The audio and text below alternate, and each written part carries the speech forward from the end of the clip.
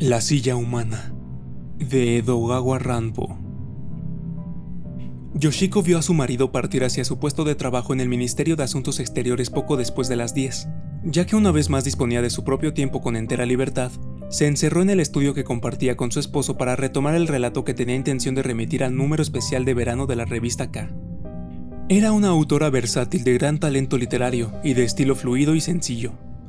Incluso la popularidad de su marido como diplomático se veía eclipsada por la suya como escritora. Los lectores la abrumaban a diario con cartas que elogiaban sus obras. De hecho, aquella misma mañana, en cuanto se hubo sentado ante el escritorio, echó una rápida ojeada a las numerosas misivas que habían llegado con el correo matinal.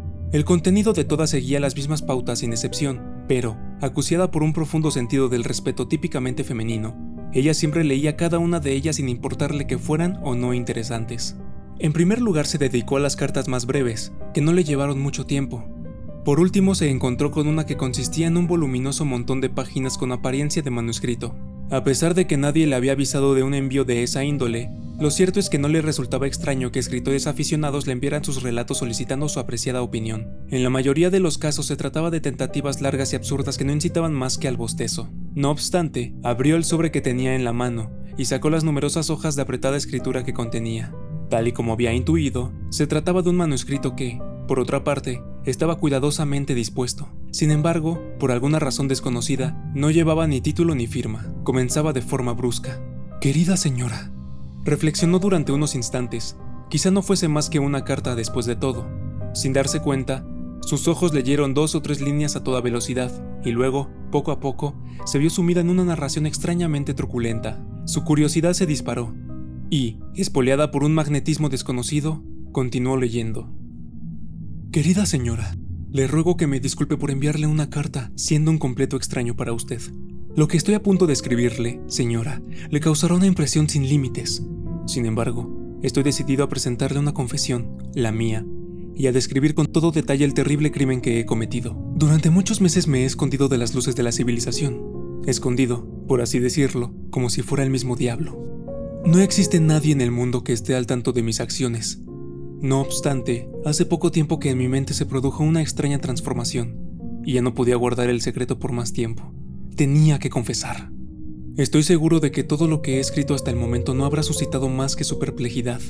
A pesar de todo, le ruego que siga adelante, y tenga la bondad de leer mi relato hasta el final, ya que, de hacerlo, comprenderá totalmente las tribulaciones de mi mente, y el motivo por el que la he elegido a usted en particular para realizar esta confesión.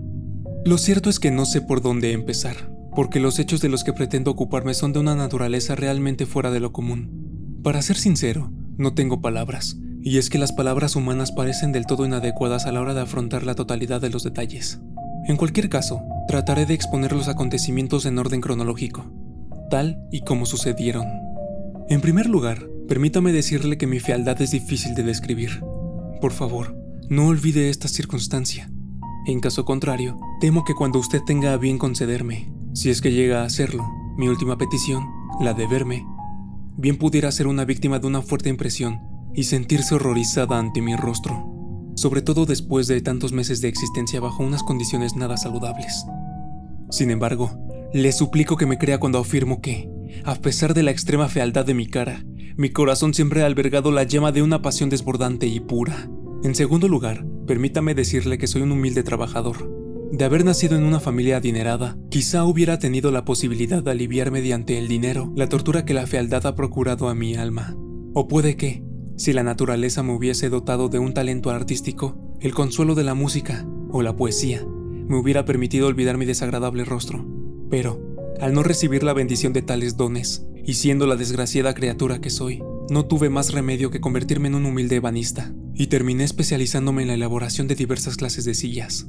En este campo, logré un éxito bastante notable, hasta tal punto que tenía fama de poder satisfacer cualquier tipo de petición por difícil que fuese. Por este motivo me convertí en un privilegiado dentro del mundo de la ebanistería, alguien que solo aceptaba encargos de sillas de lujo, complicadas solicitudes para realizar grabados únicos, nuevos diseños de respaldos y apoyabrazos, extravagantes rellenos para los cojines y los asientos. Todo ello de una naturaleza tal que requería la intervención de manos expertas, así como de un proceso y estudio previo repletos de paciencia.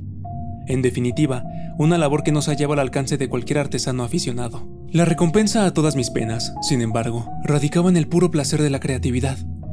Quizá usted me considera un fanfarrón cuando lea estas palabras, pero creía disfrutar del mismo tipo de emoción que siente un verdadero artista al llevar a cabo una obra maestra. En cuanto terminaba una silla, tenía la costumbre de sentarme en ella para comprobar la sensación que producía. Y, a pesar de la deprimente vida que llevamos los de mi humilde profesión, en esos momentos experimentaba una emoción indescriptible. Dejaba volar la imaginación y solía pensar en la gente que se acurrucaría en la silla. Sin duda aristócratas que vivían en residencias palaciegas con exquisitas pinturas de incalculable valor en las paredes, fastuosas arañas de cristal colgadas de sus techos, caras alfombras en el suelo, etc. Y una silla en particular, que yo imaginaba situada ante una mesa de caoba, me traía la visión de flores occidentales que perfumaban el aire con un dulce y fragante aroma. Envuelto en estas extrañas visiones, llegué a sentir que yo también pertenecía a aquellos escenarios, y era infinito mi placer al verme como un personaje de gran influencia social. No dejaban de asaltarme pensamientos tan absurdos como los anteriores. Imagine, señora, la patética figura en que me convertí al sentarme cómodamente en una lujosa silla, que yo mismo había construido, y fingir que tenía en los brazos a la chica de mis sueños. Sin embargo, como siempre sucedía, la ruidosa cháchara de las vulgares mujeres del barrio y los histéricos lloriqueos, balbuceos y lamentos de sus hijos no tardaban en disipar todos mis bellos sueños. Una vez más, la sombría realidad alzaba su fea cabeza ante mis ojos. De vuelta a la tierra, me veía a mí mismo otra vez como una criatura miserable, un gusano que se arrastraba desválido. Y en lo que respecta a mi amada, aquella mujer angelical, ella también se desvanecía como la bruma. Me maldecía por mi estupidez, y es que ni las desastradas mujeres que criaban a sus hijos en la calle se dignaban a dedicarme una mirada. Cada vez que terminaba una nueva silla, me sentía presa de la más absoluta desesperación, y con el transcurrir de los meses me iba ahogando en la persistencia de mi desgracia. Un día me pidieron que hiciera una gran butaca tapizada en cuero, un tipo de butaca que jamás se me había pasado por la imaginación, para un hotel extranjero en Yokohama. En realidad, habían pensado traerlo de fuera del país, pero gracias al poder de convicción de mi patrón, que admiraba mi pericia como sillero, me lo encargaron a mí. Para estar a la altura de mi reputación como artesano de alto nivel, me dediqué en cuerpo y alma a mi nuevo trabajo. Poco a poco, me fui hallando tan concentrado en esta labor que en ocasiones me olvidaba de comer y de dormir. La verdad es que no sería una exageración afirmar que aquel trabajo se convirtió en mi vida entera. Cada fibra de la madera que utilizaba parecía unida a mi alma y a mi corazón. Cuando por fin estuvo terminada la butaca, experimenté una satisfacción desconocida hasta entonces, ya que, con toda franqueza, creía que había llevado a cabo una obra que estaba muy por encima del resto de mis creaciones. Como siempre hacía, dejé caer el peso de mi cuerpo sobre las 4 patas que sujetaban la butaca, no sin antes haberla llevado hasta un lugar soleado del porche del taller. ¡Qué comodidad! ¡Qué inmenso lujo! Ni demasiado duro, ni demasiado blando. Los muelles parecían ajustarse al cojín con una precisión asombrosa. Y en cuanto al cuero, qué tacto tan agradable poseía. Aquella butaca no solo sustentaba a la persona que se sentaba en ella, sino que también parecía abrazarla y arrullarla.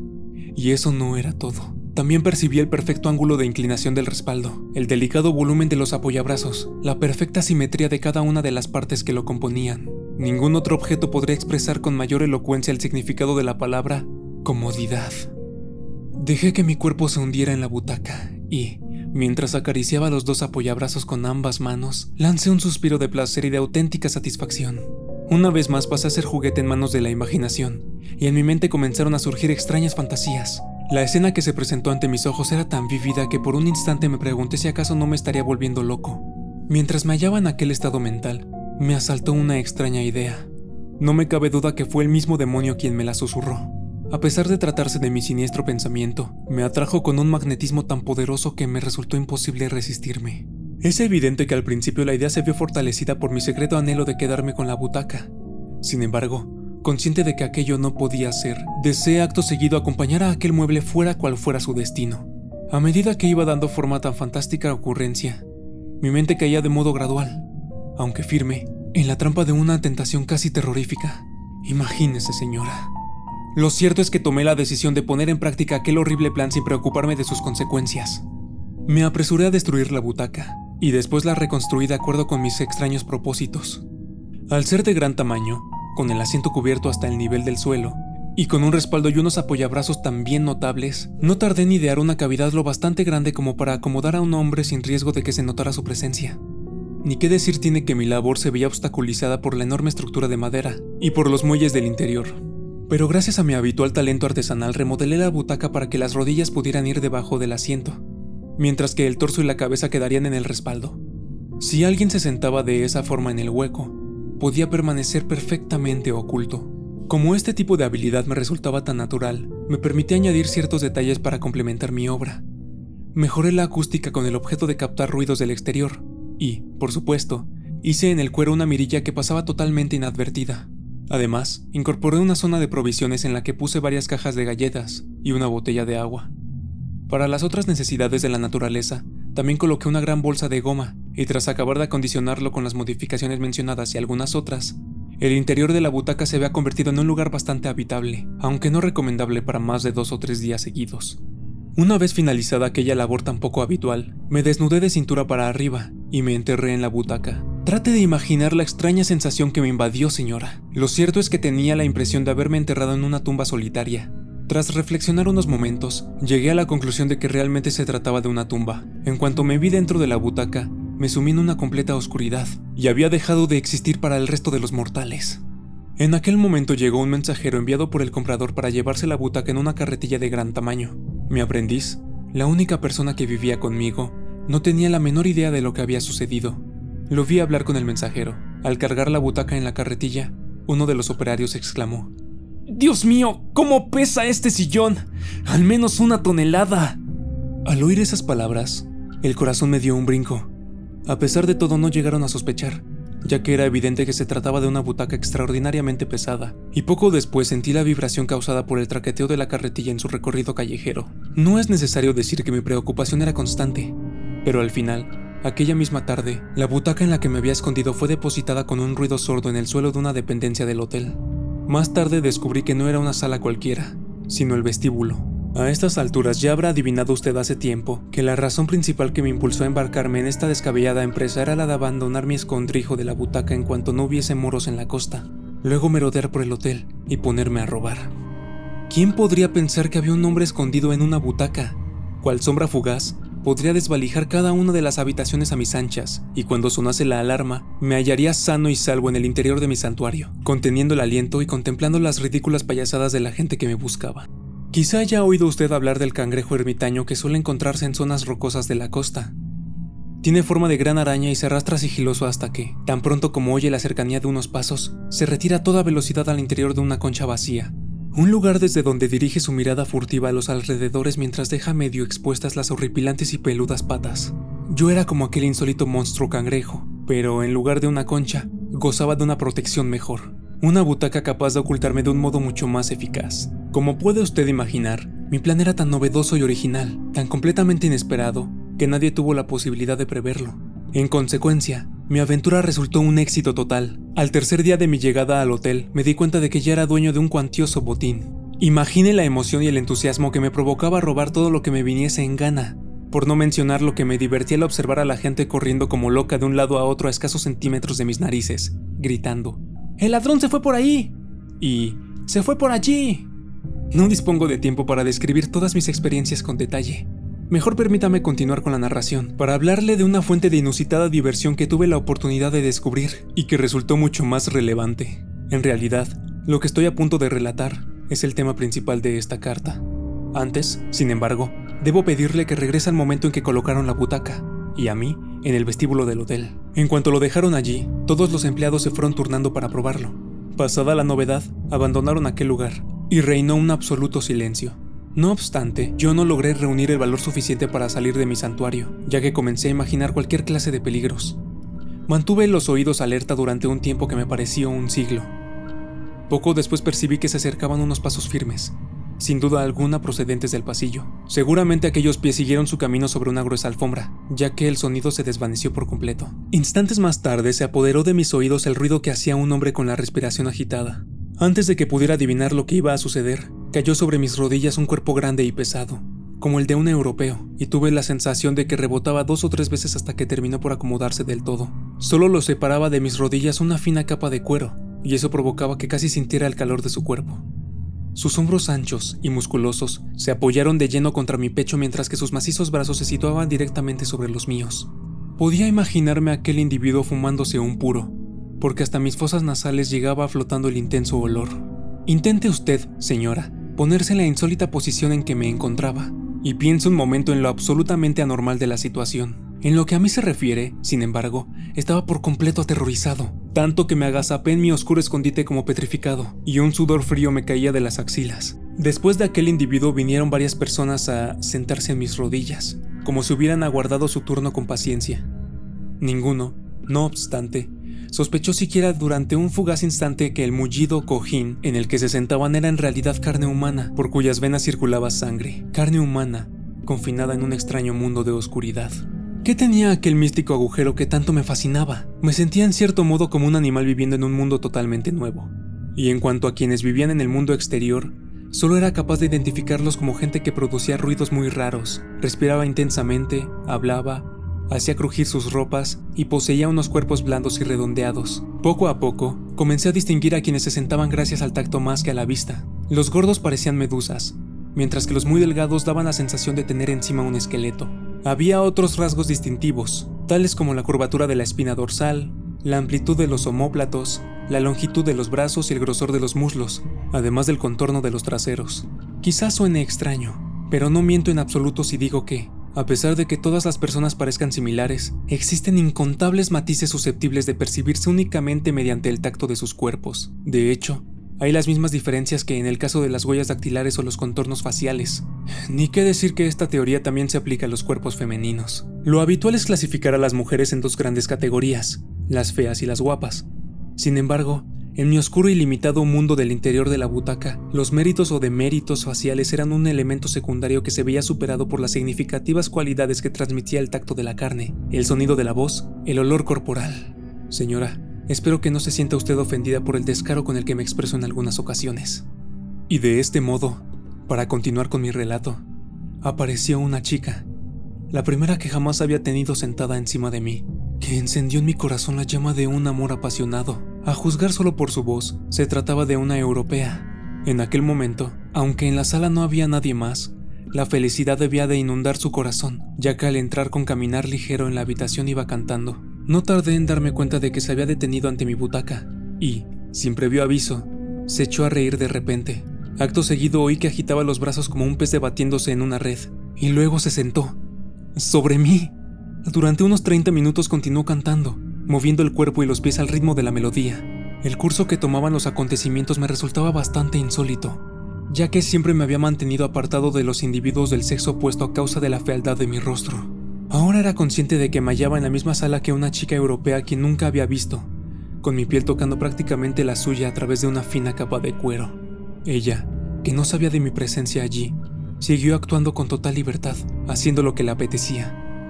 En el interior de la butaca, yo me imaginaba abrazándola, besando su níveo cuello. Ojalá hubiera podido quitar esa capa de cuero de en medio.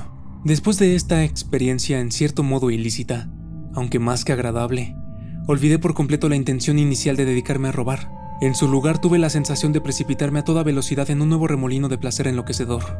Tras una larga reflexión, me dije a mí mismo, quizá mi destino sea disfrutar de esta clase de existencia. La verdad se fue cerniendo sobre mí de forma gradual. Para quienes eran tan feos y repulsivos como yo, lo más inteligente era vivir la vida en el interior de una butaca, en ese extraño y oscuro mundo que tenía la posibilidad de oír y tocar a todo tipo de criaturas deseables. El amor en una butaca. Esta idea puede parecer sin duda demasiado fantasiosa. Solo quien lo ha experimentado de verdad puede dar fe de las emociones y los placeres que proporciona. Es evidente que se trata de un tipo de amor poco habitual, restringido a los sentidos del tacto, el oído y el olfato. Un amor que arde en un mundo de oscuridad. Lo crea o no, muchos de los acontecimientos que se producen en ese mundo son imposibles de comprender del todo. Al principio no pretendía más que perpetrar una serie de robos y después huir. Ahora, por el contrario, me había llegado a sentir tan unido a mis dependencias que incorporé ciertas mejoras que permitieran una existencia permanente en ellas. En mis merodeos nocturnos siempre tomaba las máximas precauciones, vigilaba cada paso que daba y apenas hacía ruido. El riesgo de ser descubierto era mínimo. Cuando recuerdo, sin embargo, que me pasé varios meses dentro de una butaca sin que notara mi presencia ni una sola vez, hasta yo mismo me siento sorprendido. Durante la mayor parte del día me quedaba dentro de la butaca, sentado como un contorsionista, con los brazos flexionados y las rodillas dobladas. La consecuencia fue que llegué a sentir una especie de parálisis en el cuerpo. Además, como no podía ponerme recto en ningún momento, mis músculos perdían flexibilidad y se agarrotaban, y poco a poco empecé a arrastrarme para ir al baño en lugar de hacerlo caminando. ¡Qué estupidez! Ni siquiera ante todos esos sufrimientos logré convencerme de abandonar aquella locura y alejarme de aquel extraño mundo de placeres sensuales. Aunque muchos de los huéspedes del hotel permanecían durante un mes o incluso 2 y lo convertían en su lugar de residencia temporal, había una constante afluencia de clientes nuevos, y lo mismo sucedía con los que se marchaban.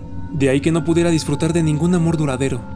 Incluso hoy, al pensar en todas mis aventuras amorosas, no recuerdo más que el tacto cálido de la carne. Algunas mujeres poseían cuerpos firmes como los de ponis, otras parecían tener cuerpos viscosos como los de las serpientes, y los de algunas otras estaban compuestos solo de grasa, lo que les confería la elástica viveza de una pelota de goma. También hay que mencionar las escasas excepciones de quienes parecían tener cuerpos hechos de puro músculo, como artísticas estatuas griegas. Pero, al margen de los diversos tipos o las distintas clases, cada uno de ellos poseía un encanto magnético que lo distinguía de los demás, y yo cambiaba sin cesar el objeto de mis pasiones. Sirva como ejemplo que una vez vino a Japón una bailarina de renombre internacional, y dio la casualidad de que se alojó en ese mismo hotel. Aunque se sentó en mi butaca en una sola ocasión, el contacto de su carne tersa y mullida con la mía me proporcionó una emoción desconocida hasta entonces. Tan sublime fue aquella sensación que me condujo a un estado de exaltación absoluta. La experiencia, más que estimular mis instintos carnales, hizo que me imaginara como un gran artista de talento tocado por la varita mágica de un hada. Extraños e inquietantes episodios se fueron sucediendo con gran rapidez, pero las limitaciones de espacio me impiden a realizar una detallada descripción de cada uno de los casos. Bastará con que presente un esquema general de los acontecimientos. Un día, varios meses después de mi llegada al hotel, se produjo un giro inesperado en lo que a mi destino respecta. Por algún motivo, el propietario del hotel se vio obligado a partir hacia su país, y como resultado, la dirección del hotel pasó a manos japonesas. Este cambio de propiedad dio lugar a una nueva política en la gestión, que marcó como objetivo una reducción drástica de gastos, así como la eliminación de los muebles lujosos y la adopción de otras medidas encaminadas al aumento de los beneficios económicos. Una de las primeras consecuencias de esta nueva política fue que los administradores sacaron a subasta todos los objetos extravagantes del hotel. En la lista se incluyó mi butaca. Al tener noticia de estos hechos sentí una inmediata decepción, pero no tardó en aparecer en mí una voz interior que me aconsejaba regresar al mundo exterior, el mundo normal, y disfrutar de la considerable suma que había logrado mediante el robo. Era consciente, por supuesto, de que no tendría que volver a mi humilde vida de artesano, ya que lo cierto es que me había convertido en un hombre relativamente rico. La idea de mi nuevo lugar en el seno de la sociedad me hizo superar la desilusión por verme obligado a dejar el hotel, al menos en apariencia. Además, tras una profunda reflexión acerca de todos los placeres obtenidos allí, tuve que admitir que las aventuras amorosas, aunque muchas, se habían producido con mujeres extranjeras, y que en cierto modo siempre había echado algo de menos. Llegado a este punto, me di perfecta cuenta de que, como japonés, lo que de verdad anhelaba era un amante de mi propio mundo. Mientras mi mente daba una vuelta tras otra a aquellos pensamientos, la butaca, conmigo adentro, fue enviada a una tienda de muebles para una subasta. Quizá esta vez, me decía a mí mismo, compre el sillón en japonés y acabe en una casa japonesa. Crucé los dedos y decidí ser paciente y seguir viviendo en la butaca un poco más de tiempo. Aunque tuve que sufrir lo mío durante los 2 o 3 días que la butaca estuvo en la tienda de muebles, al final salió pronto a la venta y no tardaron en comprarla. Esto fue posible, por fortuna, gracias a la excelente factura derivada de su proceso de fabricación. Aunque ya no era nueva, todavía poseía un porte digno. El comprador era un alto dignatario que vivía en Tokio. En el trayecto de la tienda a la residencia palaciega de aquel hombre, los botes y los traqueteos del vehículo casi acabaron conmigo. Apreté los dientes y soporté con valentía, ya que me sentía reconfortado por la idea de que al fin me había comprado un japonés. Ya en su casa, me colocaron en un espacioso estudio de estilo occidental. Había algo en aquella estancia que me procuró la más grande de las satisfacciones, ya que al parecer la butaca la iba a utilizar sobre todo la joven y atractiva esposa del comprador. A lo largo de todo un mes, tuve la oportunidad de estar sentado junto a esa mujer de modo constante, unido a ella como si fuéramos uno, por así decirlo. A excepción de las horas destinadas a comer y a dormir, su tierno cuerpo estaba siempre sobre mis rodillas, por la sencilla razón de que ella se hallaba dedicada en tiempo y alma a su labor intelectual. No se imagina usted cuánto amaba a aquella dama. Era la primera mujer japonesa con la que yo establecía un contacto tan estrecho, y, por si fuera poco, poseía un cuerpo maravillosamente atractivo. La veía como la respuesta a todas mis plegarias.